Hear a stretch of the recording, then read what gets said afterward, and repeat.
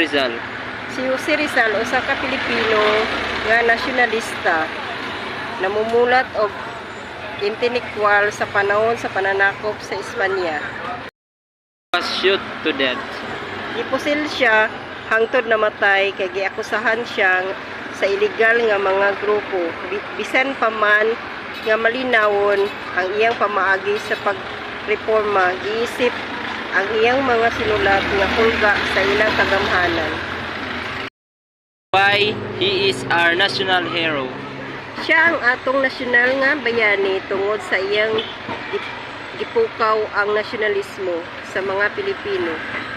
Pinaagi sa iyang mga sinulat, nilaban batok sa hustisya sa malinawong paagi. Ug andam niyang gitunol ang iyang kinabuhi alang sa nasod. Butol gid siya.